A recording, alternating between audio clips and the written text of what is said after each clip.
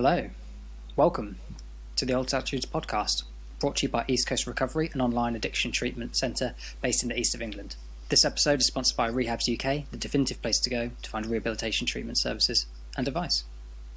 So the BBC just released a new documentary called I'm an Alcoholic Inside Recovery, showing to the public, not the first time I suppose, but certainly the first time in recent years, what it's like inside an Alcoholics Anonymous meeting. And they use deep fake technology to mask the identities of the members to maintain anonymity, which I thought was really interesting, the way they did that for one, using technology to kind of get around that hurdle, although I know it's still controversial within that space, and we can get into that a little bit.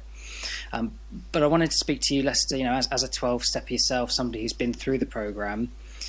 I understand that this documentary was something a bit unexpected, actually.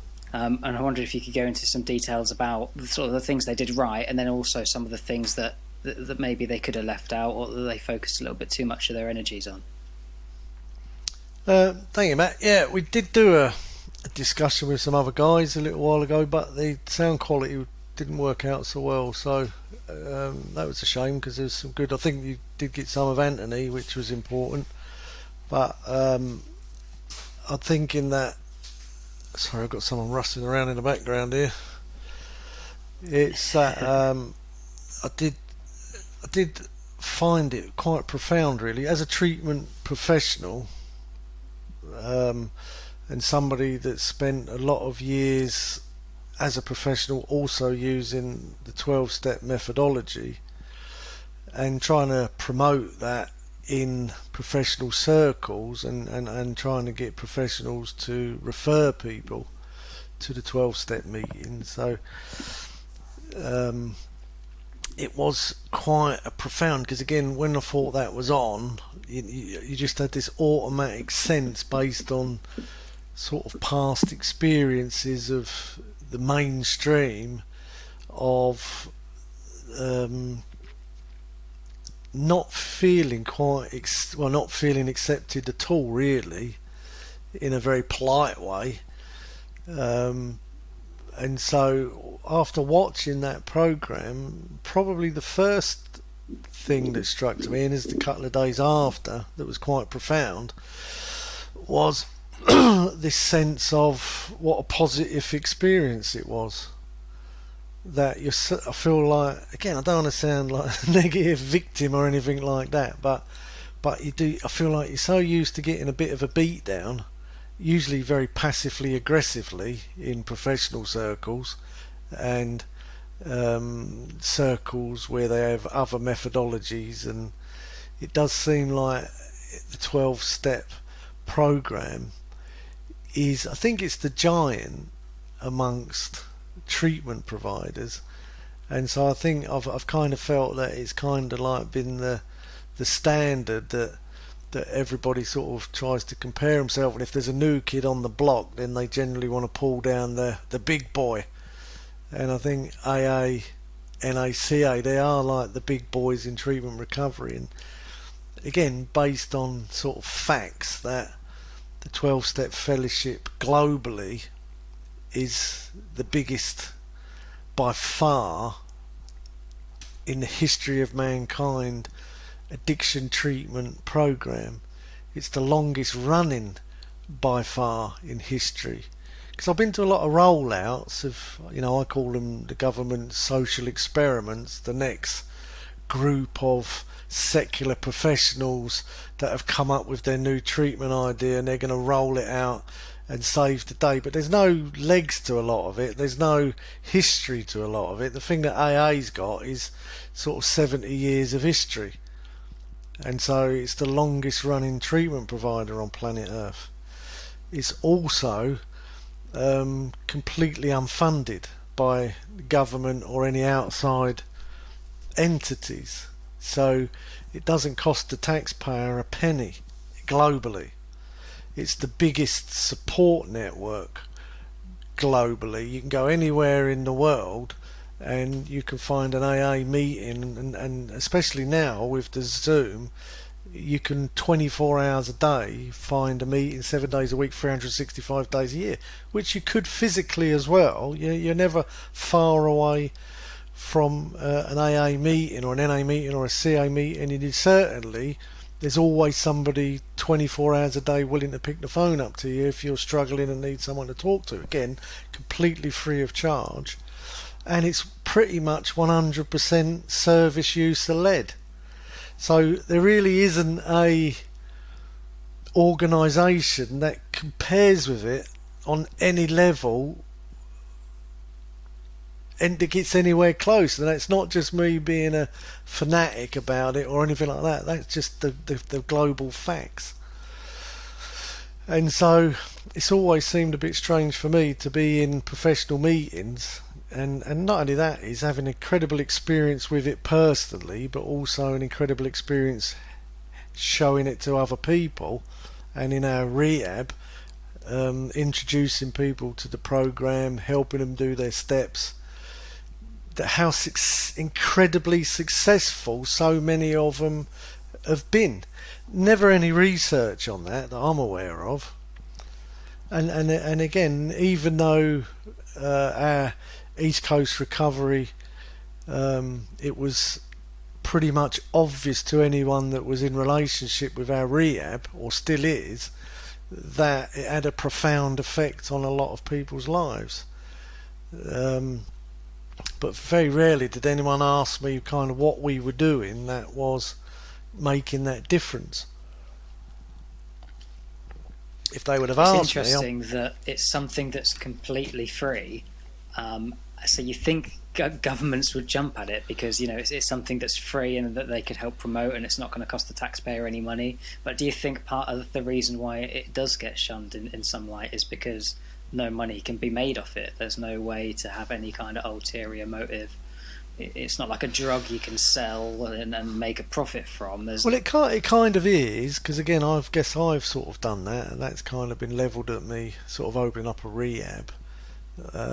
You know, I guess that's one of the things that people have sort of had a go at me over the years, that only doing it for money, that kind of thing.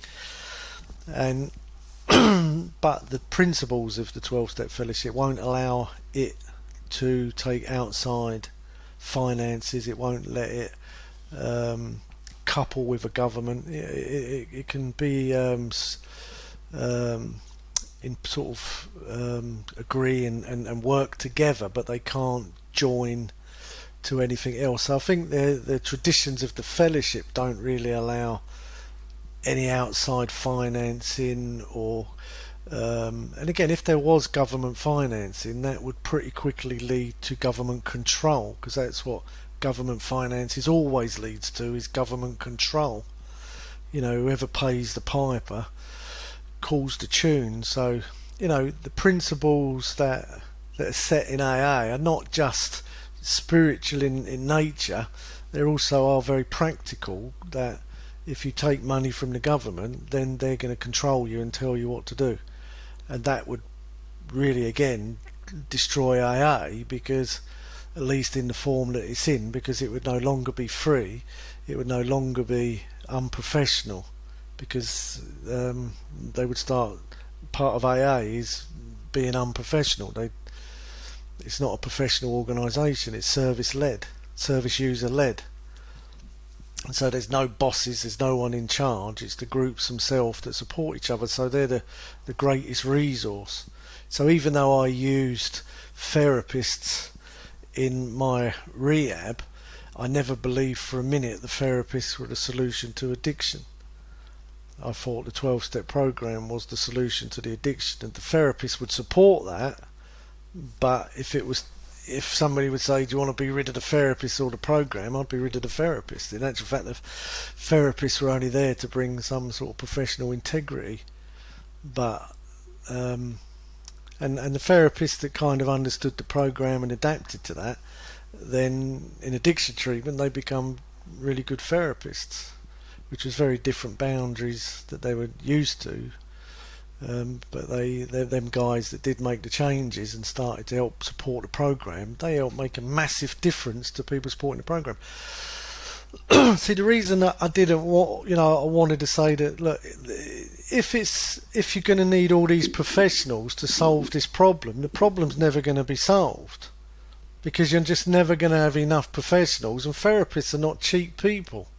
They're very expensive people to employ. Um, and so, but it's not even the truth. You don't need the professionals to recover from addiction. Like in certain areas, they're dead handy. Like when you're detoxing, it's probably good you have medical professionals. But it's also nice to have them non-professionals around you to support you. And the same in long-term recovery. It's like, it's nice to go to therapy, personal development people and family groups and, you know, things that help people develop. But the actual treatment for addiction for me was never the therapy. It was the program. But the thing I liked about it most of all is it didn't take professionals to do it. It actually worked better in the community.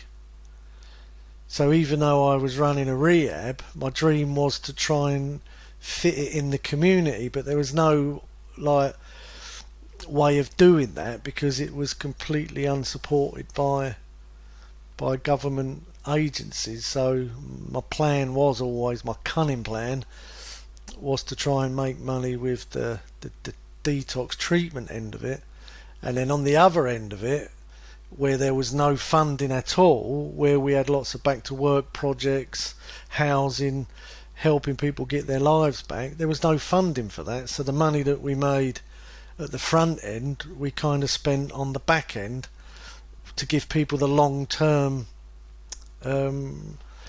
recovery, which a lot of people, that's what they need. They need a long-term support. And so we see great successes, one, treating the addiction, and then two, providing the mental and emotional development for people, to give them time to redevelop their brains so that as they become empowered, they could then go and get on with like what we'd call normal living. Normal living, you know, we call it a bridge to normal living, and the bridge to normal living is from this point where you're a alcoholic drug addict that's come into recovery, and then there's this very difficult bridge, which really the bridge is undeveloped neural pathways.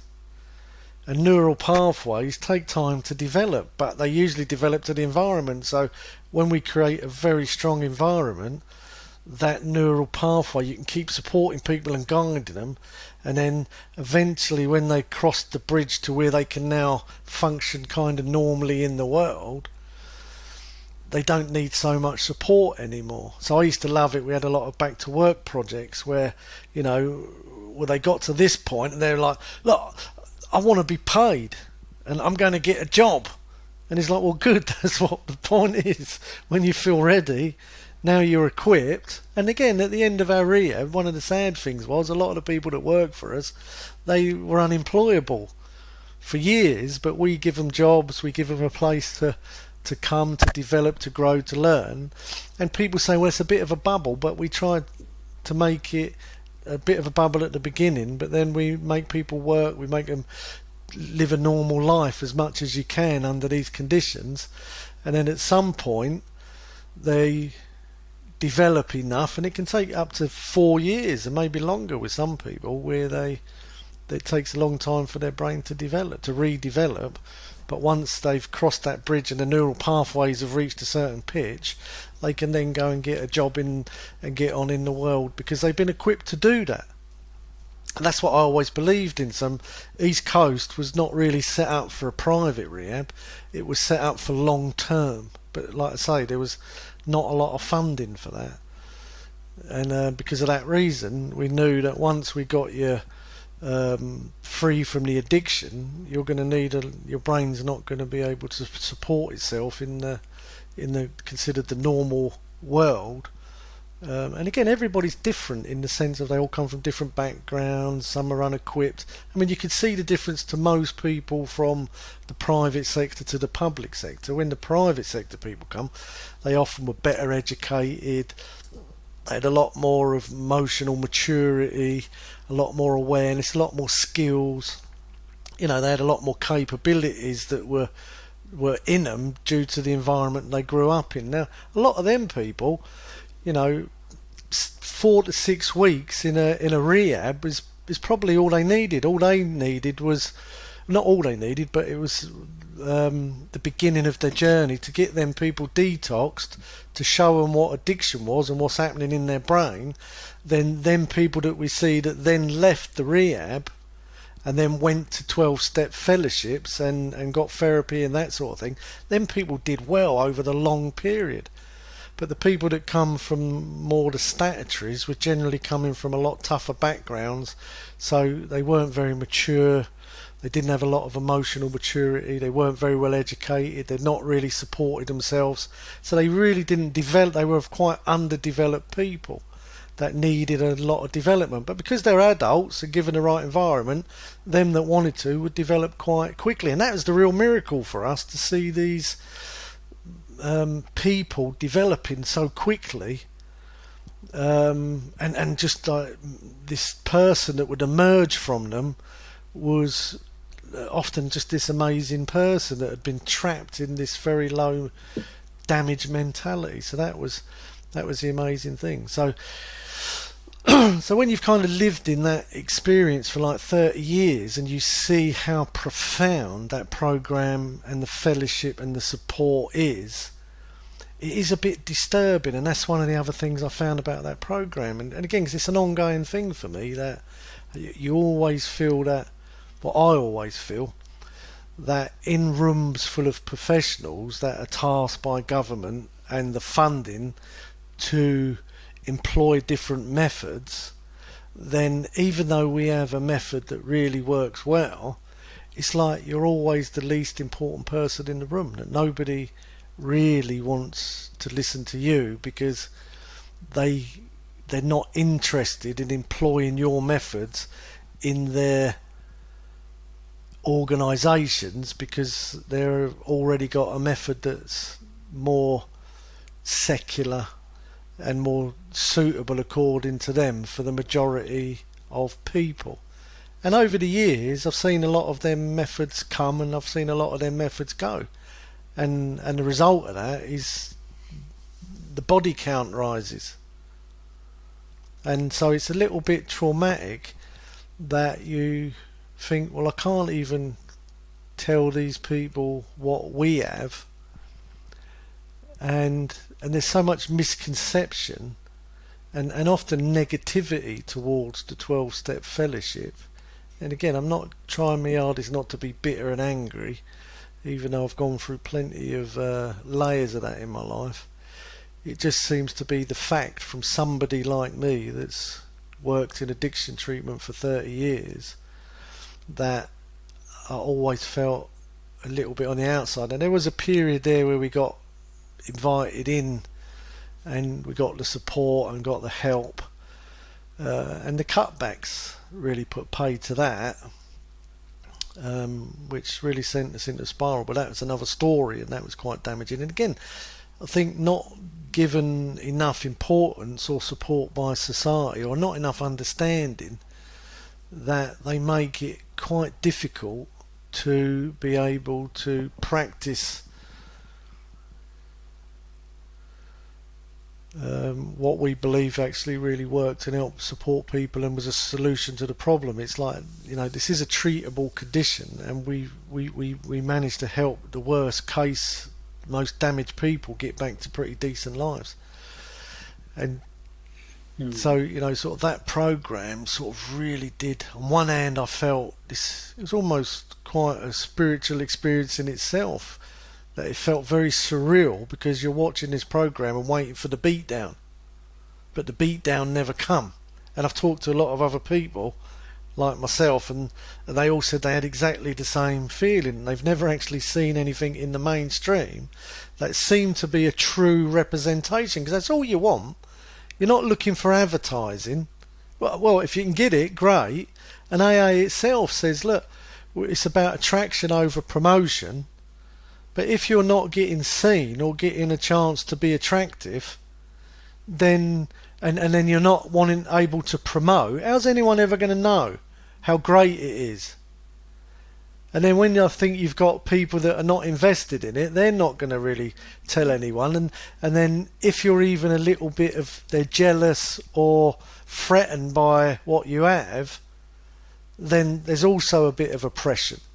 So I honestly feel quite oppressed by society and other professionals, and that's been difficult, and it's made me be quite angry over the years. I'm 56 now, and I'm always trying to let go of it, but I felt so frustrated and angry over the years, because I know it always sounds like, listen to me, my way's right, and I know it sounds like that, but the way that AA puts it is, it says, look, we're not saying we have the only way, but what we are saying is we have a way that works, and we do, an incredible way that works incredibly for a massive amount of people globally, all kinds of people, straight, gay, black, white, old, young, abused, not abused, dysfunctional, not dysfunctional, traumatised, not traumatised, rich pilots, prostitutes, judges, police, every mixture of person and race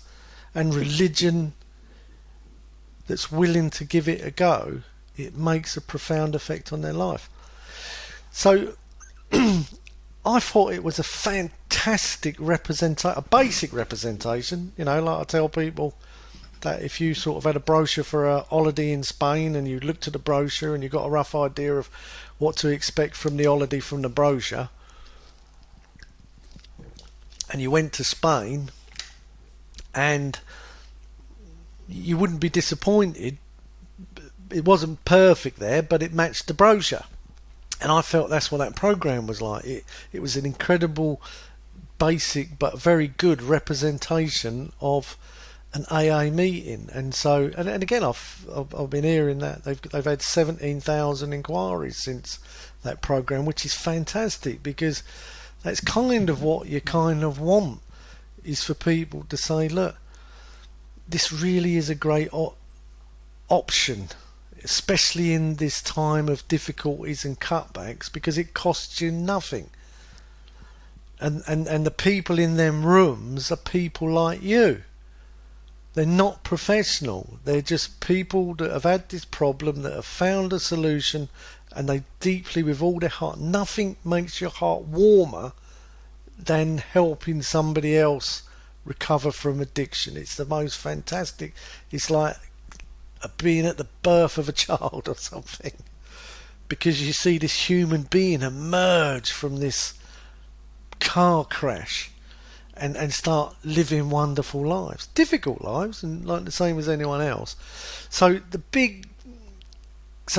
it was fantastic, and it was, I really was preparing myself to have a slagging off fest after I'd watched it, but that, for the first time that I'd ever experienced, there was no beatdown. It was, but so the only issue that I'd have with it, now this is an important issue, and I think it's an issue that that I'm going to focus on for a long time to come, because I think it's a block. It's a block to something that can help save people's lives, and that block is that they've said it about 4 times, but it's common that people say this, is that when I've ever done talks on behalf of AA, and again, everything I'm saying now is this is my opinion. I'm not talking for AA. I'm talking for myself as a professional who's been in recovery. But is that all the years where I've done talks or tried to express the benefits of the 12-step fellowship, you always end up people saying, well, your way's not the only way. It doesn't work for everybody, and they're both sentences that, have got an element of truth to them, except where they say, which they said about 4 times on this program, and I think it was even said by people in the fellowship, because I think it needs to be highlighted, the danger of this sentence, that it doesn't work for everybody, because that's such a dangerous misconception that I think needs qualifying. And if anybody's listening to this podcast that's in recovery or not in recovery, hopefully this bit that I'm about to talk about now is the takeaway from this podcast, and that you make an effort to challenge this sentence whenever it's spoken in recovery or addiction treatment circles, especially in regards to the 12-step fellowship. That if anybody ever says this doesn't work for everybody, I think that statement needs challenging, because it's infinitely grave and dangerous, because it's not true. See, it's not true. I think if anybody, again, one of the strange things is that I don't know of any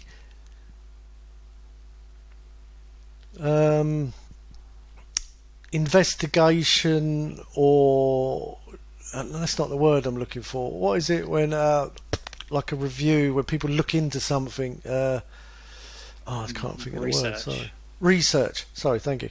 There's no research that I'm aware of why does AA work, because I'd have loved that over the years for some of them professionals who, a lot of them would say how fantastic we were, miraculous. Some of them even said, the difference is incredible in the people, it's amazing. Not any of them that I can remember come and ask me, like, in their own personal research, what is it that you are doing that's different from whatever other people are doing? So if they did research, an honest research of the 12-step fellowship, I'm pretty sure they would find that statement isn't true, that it doesn't work for everybody. I'm pretty sure it does work for everybody, but not everybody wants to do it. And I think the danger in that, so if somebody says, well, not everybody wants to do it, I'd say that's true. And I have no beef with that. I've got no argument with that. But to say it doesn't work for everybody is dangerous for this reason. One, you don't know that. Everybody's not tried it. Most people in AA don't try it. But if somebody that's confused and under the influence and got biases and problems and issues with certain terminology, because again, I meet a lot of people, they go, oh, I don't like that 12-step fellowship because of the God stuff. And it's like, well, look, without a doubt there's God stuff, but if you understand what it's saying a God of your understanding, that you don't have to believe in anything, and you can have your own conception. You can believe in the universe, in nature, you can believe in whatever you want. So you don't have to believe in Jesus, Muhammad, Buddha, or any of them things. It's up to you. If that's what you believe in, great. If you don't believe in anything, we used to show this great video called God is Your Understanding, which, went through all of the different people, from pretty much devil worshippers to born again Christians and everyone in between, that how they all got on in AA. So there's a lot of prejudice exists, and it's been around long enough to have a lot of misconception that's kind of banded around, especially around professional circles.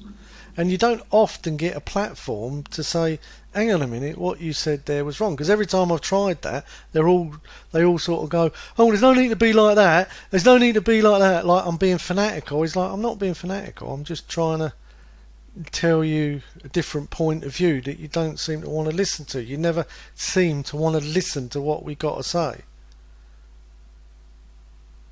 But we're trying to share something that's very important. So when people are told, oh, have you been to AA? And they go, well, it didn't work for me. And they're like, oh, well, let's move you on to something else. I think that people should be challenged and say, did you try it? Did you give it a fair crack at the whip? Did you go to 1 or 2 meetings and then decide I felt uncomfortable, I don't like it, I'm misunderstanding what I've heard, I don't want to go there anymore?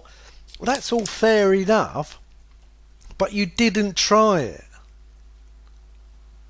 You didn't try it. That's not trying it. It's a program, and I think, again, in that program, they made it clear that recovery is something you have to work for. It's something that's you have to work at. It doesn't just come. You have to put some effort into it. And if everybody puts that effort in, it will work for them. If you don't put the effort in, of course it won't work for you. So it's really important, I think, to challenge people when they say it didn't work for me, to say, well, did you actually do the work? Because when somebody says to somebody, it doesn't work for everybody, you may be denying that person a chance of a life-saving program that's free of charge that works very well. So again, I don't know whether I'm doing a good job of explaining this, because it is a difficult thing, because it is something that's always said as a bit of a block. I just want to be able to say that needs to be challenged, because everyone I talked to about the program felt the same way, that's not a good way of saying that, because you can deny somebody a chance of working a program that is difficult, that does certainly have issues that some people can be find they may have biases or prejudices against, but they can often be removed. Because we see it over the years. People, they come back, they fall away, they come back, and then eventually they kind of get in recovery, and you listen to the stories and they're like, oh, when I first come, I didn't like this, but then it got worse for me, so then that didn't seem so important anymore, and I misunderstood this for years, so I use that as an excuse for years. And so all I'm really saying is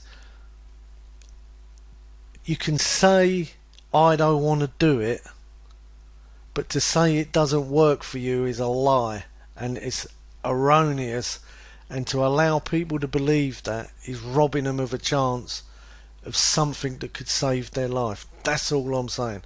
Pretty controversial, I guess, but I believe that in 30 years of doing this, even in the big book itself, it's and I haven't got one, so I can't give you the exact figure, but it says something like 75% of the people that come to the fellowship and really tried got sober straight away, and a few slipped and slide but then come back and give it a go, they got sober, and a few more, they never really got sober but their life improved. Now, the important caveat in that sentence was those that come and really tried, because there used to be a figure bounded around that AA only works for 3%, and that figure come from somebody doing a survey where they just pretty much acknowledged everybody that walked through the door and walked out again. Now the trouble with that is, like I'm saying, them people never tried to do it. They just come in and go, I don't want to do this, and they leave. Well, you can't count them as a statistic that says it didn't work, because we say at the end of every meeting, it works if you work it. It don't if you don't. That's quite an important message right there. It works if you work it. So I've been working it for 30 years, and it works for me, and I know a lot of other people. And again, when you're like running a rehab, this is what you hear from most people. Oh, I've had a relapse. Have you been working your program? No. Oh, mate, I'm doing fantastic. I've got a new job. I've just got married. I'm going to meetings. I'm sponsoring a couple of people. And it's just as black and white as that a lot of the time. I know it's not black and white in the sense of not everybody wants to do it, and that's their right. But I think people should be encouraged to do it if there's nothing else working for them. If there's nothing else working for you, then you should be encouraged to say, look, you need to have a look at this, because this probably will work for you if you're willing to give it a good, honest go. Rarely have we seen a person fail that has thoroughly followed the path. I think that should be never, but they put rarely, because over 30 years of watching people through treatment, that seems to be the truth. So that's the only sort of down thing with the program, is that they use that sentence, which I think it sounds politically correct. I just think it's bullshit. There you go, I went a bit extreme there at the end, but I wanted to throw a bit of myself in. I've been diplomatic too long and it's getting a bit uncomfortable for me. So that's about it, mate, for that. It's pretty good, and I'm glad that 17,000 more people phoned the hotlines, and I hope a lot of them people give it a go and meet some pretty cool people. Be completely anonymous, nobody needs to know that you're going, but give it a go, just give it a go, and it's been a great part of my life. It's been a struggle, life's a struggle, but it's been fantastic. So it's kind of all I've got to say about that, but I think we're going to I don't think we're done with this subject. I think we're going to rant about it a bit more and maybe even get some other guys on to give their view. Hopefully it's the same, because I think we've got a really good, people are desperate in this country, especially since the cutback. The treatment is, there's not a lot of treatment for people, and yet there's this fantastic, free, available, accessible, you can refer yourself treatment process in every community in this country, and I don't think people know about it is the big problem. And I think they have a misconception of what it is, and I think they should go along and find out for themselves. There's some great films you can watch. Bill Wilson's Story is a great film you can watch. When Love's Not Enough is a great film. Bill Wilson is about the guy that started it. It shows you all about how it started. When Love's Not Enough is a story a film about his wife. It's Riona Ryder, whatever her name is. There's a great it's a great thing to learn about, and I think the trouble is, again, it is a bit anonymous, and I guess, people like me doing what I'm doing now is probably not ideal, but I think we've gone a little bit too anonymous. Well, it sounds like somebody needs to be singing the praises, because I just got sent an article today. This is one, again, from the BBC, actually. They're doing some good things at the moment, but these stats come from the Office of National Statistics, so I just want to read that out.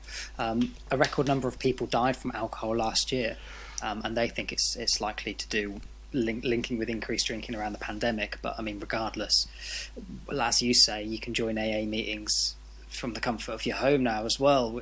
So there's kind of no excuse for it, although it's not hugely surprising. But there were 9,641 deaths in the UK in 2021 due to excessive drinking, compared to 7,565, which is already a lot in 2019. And you think and that's of an the increase distress. of 27%. Yeah, and the distress and that's suffering just the deaths, and exactly. anxiety. All the rest of the trauma that must be around that. All the children involved in that, and families. And again, they say, that there's not enough funding for treatment, yet you've got this free service that's actually working better than anything else on planet Earth. Whether people agree like that or not, that's the facts. There is nothing that's working on a larger scale than the 12-step fellowships. Nothing, by far. And it's not being researched. It's the strangest thing. It's almost like a conspiracy. It's really weird. And maybe that's its own fault for being so anonymous, I don't know. But definitely a lot of prejudice exists, I've come across over the years. I feel quite a lot of prejudice against it from professional circles a lot of the time. That needs to be looked at as well. They've come a long way in the years, They kind of clump you in with other, what do they call it, it's not working so great today. Multidisciplinary groups. I don't know what they call them. I can't think what they call the word. But again, they're still clumping this massive giant in with all these little midget groups that have barely got any legs or history behind them. You've got this massive giant that's got a lot of history behind it and a lot of legs behind it. I challenge anyone out there. I should think I could show you 100, maybe 1,000 people that have gone from the worst case scenario addiction to tax paying, great parents, great employees, like without even trying. I'm pretty sure that I could show you hundreds, possibly tens of thousands of people that have recovered from this seemingly hopeless state of mind and body. I don't think anyone else could do that. Yet there it is. The evidence is all around us. And again, I think it's just making everyone else look like they're failing. Because again, even all of these good people working in these community groups, we've still got the highest death rates ever for the 9th year in a row. We're in our 10th year, and I should think by the end of this 10th year, we're going to see the highest death rates again. And you can't just blame it on a pandemic, because it's been happening long before that. It's never been resolved, this problem, but there's never been more money spent on it than there is right now. But yet we got this free service that's working fantastic, but nobody's really getting a shot at it. They're being minimalised with all of these other services that are nowhere near as available, as effective and free. And I think that's got to change. I don't know how that's going to happen. I think AA is going to have to figure about maybe it's too anonymous. That was one of the things that Bill Wilson said about England, is that it was hard to find a meeting because they become so anonymous. Because again, anonymity works in two ways. You get people that are in a meeting that, of course, nobody wants to know that they're in a meeting. That's their business. And then you get the anonymity, kind of like what I'm doing. A lot of people would say I'm breaking anonymity because I'm showing my face, but I'm not speaking for AA. But I am saying that I'm an AA, or was an AA member. Is that anonymity sort of comes in two parts. Of course, AA doesn't want people saying I'm AA and then screwing up and bringing bad press, but it also knocks out all the good press, and so they become almost invisible. Is it anonymous or invisible? Again, of course, if you've got an alcohol problem and you go to an AA meeting, you don't want anyone to take pictures of you and things like that. But people need to know what it is and that it's available, because people's lives are at stake. And I don't think lives are being saved by not letting people know. I think lives are being lost because they don't know. And it's not even just knowing; it's also understanding that what's blocking you from doing that is your own prejudice, and you might need to get over that, because you may be throwing the baby out with the bathwater. That you may be blocking something that will help save your life and your family. And it's free. So all the cutbacks in the world, all the depressions, recessions, make zero difference to AA. It affects it not a jot. But all the other services get cut back. AA don't get cut back. It practices corporate poverty. You just got to put a pound in the hat, or not, if up to you. It's completely your choice whether you want to contribute or not. It's free of charge. Just walk in the door or go online. So that's the sad thing, is that it's an incredible resource. But anyway, I can only repeat myself. Yeah, well, thank you for sharing that with us, Lester. And I think it just goes to show, I mean, if it's going to save your life, it's worth a try, right? And it's like with anything, if you're not doing it, then you're not doing it at the end of the day, are you? If you're not trying, it's not going to happen. So, I mean, I think I just want to encourage everybody to go and watch that BBC documentary. I'll link it in the show notes if you've not seen it already, because it is, although kind of basic, doesn't get super deep into it. They do talk about the group from a few different perspectives and different ways of like tackling it, particularly things like the idea of spirituality. You know, they do kind of explain it in a way that people in modern society can get, because I mean, at the end of the day, this program was created in what was it, the 40s, 30s. So you know, there's dated language there, but the points remain the same, and if you practice it, it works. So yeah, if you want to be offended, you're going to find something to be offended about. But you know, we always say, look for the similarities, not the differences. You know, if you want to save your life, try not to be offended. You're probably wrong anyway, but it may take you a bit of time to discover that. Hey. And if you do need to speak with anybody, you can give us a call. I'll put our number in the show notes as well. We do run an addiction treatment service, and we have access to rehabs all around the country and some in Europe as well. So if you're listening to this anywhere, give us a call and we can point you in the right direction. And we'll put some links to AA down there as well, and you can find a local meeting. Well, thank you very much for your time, Lester. Thank you, Matt. For listening, everybody. Have a good one. God bless.